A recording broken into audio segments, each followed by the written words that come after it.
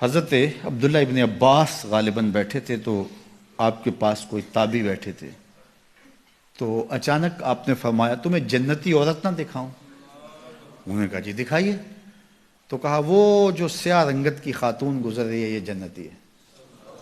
تو انہوں نے کہا وہ کیسے؟ کہا ایک دن یہ حضور کے پاس آئی اور آقا کریم سے کہنے لگی حضور میرے لیے دعا کر دیجیے، مجھے مرگی کے دورے پڑتے ہیں تو میں گر پڑتی ہوں، تو آپ میرے لیے دعا کر دیجئے میں اس بیماری سے بچ جاؤں۔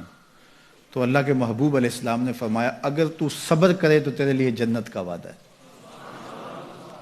آپ کہو تو میں دعا کر دیتا ہوں تم ٹھیک ہو جاؤ گی، لیکن اگر تم صبر کرو تو جنت کا وعدہ ہے۔ تو اس نے کہا ٹھیک ہے مجھے منظور ہے، جنت وعدہ ٹھیک ہے، لیکن جب میں گرتی ہوں تو میرا پردہ کھل جاتا ہے، عورت ذات ہوں، چلو ٹھیک ہے بیماری رہے گروں بھی لیکن اتنی دعا تو کر دیں کہ پردہ نہ کھلے۔ تو اللہ کے محبوب نے فرمایا ہاں یہ دعا میں کر دیتا ہوں۔ کہا کہ مرگی کے دورے سے اب بھی پڑھتے ہیں، اب بھی گر جاتی ہے، لیکن اللہ اس کے پردے کی حفاظت کرتا ہے۔ اللہ اکبر! تو پردہ کتنی اہم چیز ہے، اور ہمارا دین ہمیں اس کی تلقین کرتا ہے کہ تمہارا حیا نہیں لٹنا چاہیے، تمہارے پردے کی حفاظت رہنی چاہیے۔ حیا دین ہے، اور حیا کے ساتھ اسلام کا تعلق کتنا گہرا ہے کہ یہ دونوں جڑی ہوئی چیزیں ہیں، ایک رخصت شے ہوتی ہے تو دوسری بھی رخصت ہوتی ہے۔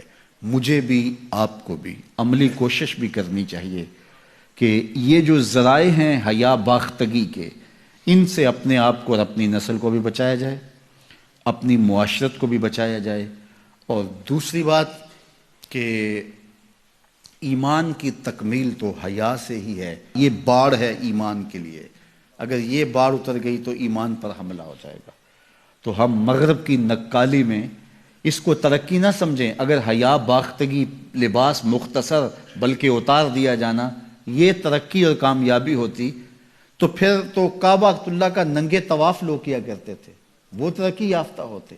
تو برہنہ ہو جانا یہ حیوانیت کی طرف سفر ہے، یہ کامیابی نہیں ہے، یہ عروج نہیں ہے، یہ فیشن اور ترقی نہیں ہے، یہ تو اخلاقیات سے کنارہ کشی ہے، یہ تو حیا باختگی ہے۔ اسلام ایک روشن خیال دین ہے، اسلام ترقی یافتہ دین ہے، اسلام انسانی مزاج سے ہم آہنگ دین ہے، انسانی ضروریات کے تقاضوں کو پورا کرنے والا دین ہے۔ انسانیت سے، ہمارے مزاج سے، ہماری فطرت سے ہٹ کر کوئی دین نہیں ہے۔ تو نفس کی تسکین اور ہے، روح کی تسکین اور ہے۔ تو جوانی کے دور کے اندر نوجوان کی زندگی کے کچھ ترجیحات ہوتی ہیں، لیکن بعد کے اندر وہ خود سمجھ رہا ہوتا ہے کہ میں یہ غلط ہوں۔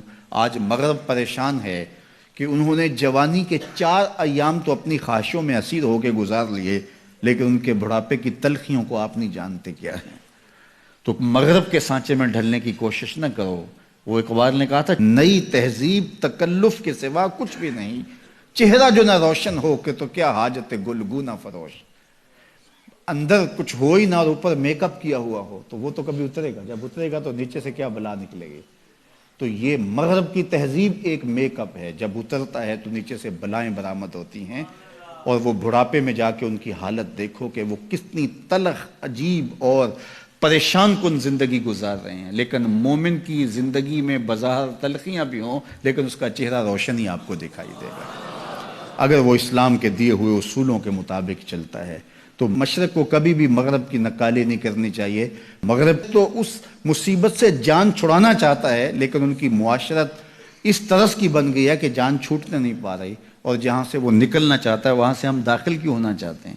تو میری بیٹی، میری بہن، تو مغرب کی بیٹی نہیں ہے، تو مشرق کی شہزادی ہے۔ تیرا برقع، تیری چادر، تیرا حجاب تیری آبرو کا پہرا ہے، جب تو سمٹتی ہے تو معاشرہ پھیلتا ہے۔ تیرا حیا ہی تیری زندگی کا تیور ہے، اور یہی تیرا نور ہے۔ اور نوجوان کی آنکھوں کے شرم و حیا کے تلے عبادت کی لذت رکھی گئی ہے۔ اگر آپ چاہیں کہ عبادات میں لذت نصیب ہو، سجدے میں قرار نصیب ہو، اپنی نگاہوں کی حفاظت کر کے دیکھو، سجدے میں سرور آنا شروع ہو جائے گا، نمازوں میں لذت آنی شروع ہو جائے گی۔ تو اللہ ہمیں حیا کے جوہر سے مالا مال فرمائے۔